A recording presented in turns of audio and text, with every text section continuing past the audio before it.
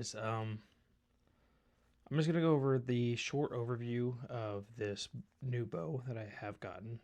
As you can see from the little B-roll footage I did, I was just toying around, having some fun. I have picked up a Hoyt VTM 34. I've been shooting this bow over the past couple weeks.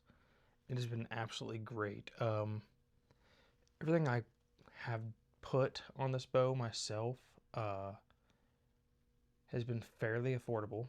I took a different approach to getting everything. The only things I took off the bare bow currently is the quiver, just for video and aesthetic purposes. I probably will just go with a Trophy Ridge quiver whenever I do get one.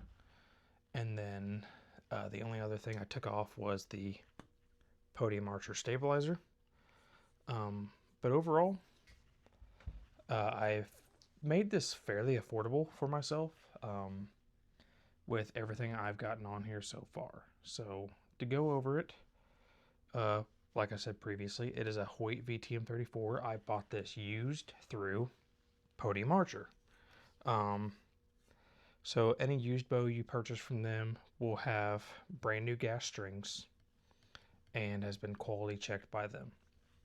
The only thing wrong with this bow is cosmetics. You know, there's little nicks and scratches. I think there's some wear on one of the limbs that's just cosmetic. Yeah, it's right up here. Other than that, the bow is 100% perfect condition. Just cosmetically, it's got some character.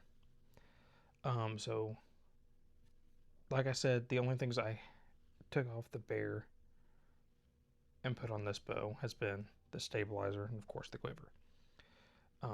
The sight, I went with a Spot Hog Fast Eddy, and the rest I went with a Hamskea Epsilon limb driven rest. I made these affordable to me by purchasing them used on eBay. 100% vetted sellers and everything. So I did get a proper Hamskea Epsilon rest. Been a very, very big fan of it. I did have to buy some D-loop material, and then I've had to, I think it's been getting some stretch because this blade keeps popping up a little bit. The Spot Hog Fast Eddy, I did go with a 3-pin. I prefer a 3-pin. Once I set on 20, I have my 20, 30, 40. I prefer that personally.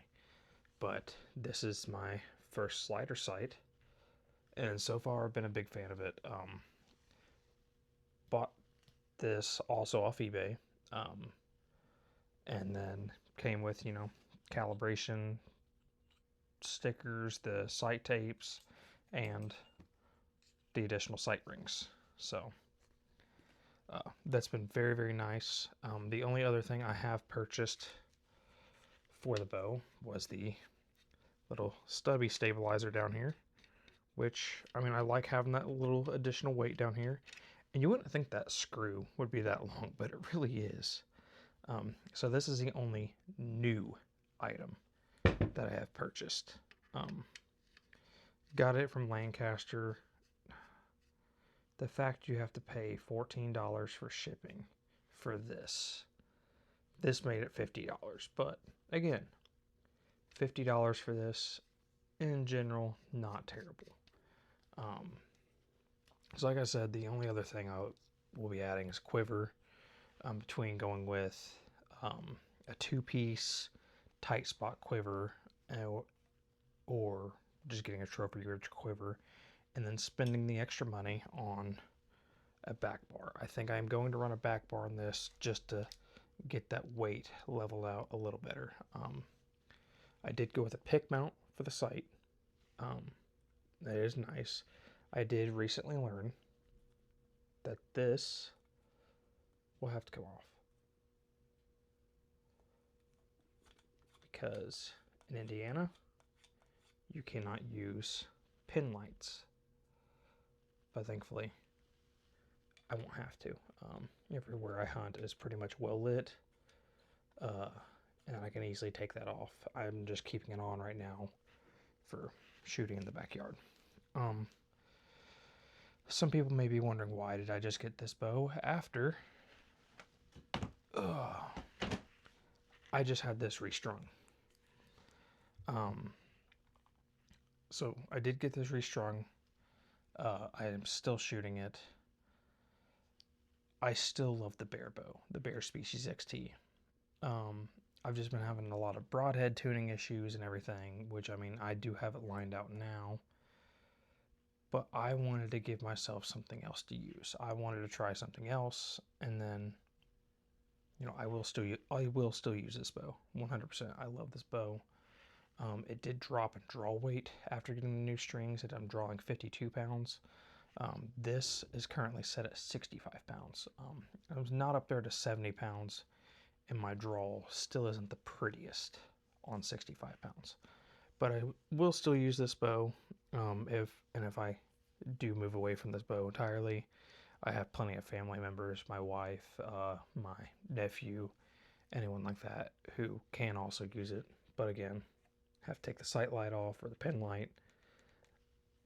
But other than that, I just want to keep this video a little short and sweet, and just give you guys an overview on what's been going on. And overall, this bow has been great. It is a 34-inch axle to axle. I thought, you know, why not go with a longer axle to axle? I do have plans to put in for western elk hunt, or not western elk hunts, western hunts, including elk, pronghorn, and such like that. And so you want that longer axle in that further range. And I wanted to go with a 70-pound bow because I want to be able to up my draw weight as I move. So overall, guys, I hope you are having a good one. Turkey season is coming up here very, very soon, August 22nd, and it is April 22nd, sorry, and it is currently April 14th. But I will hopefully see you guys soon, and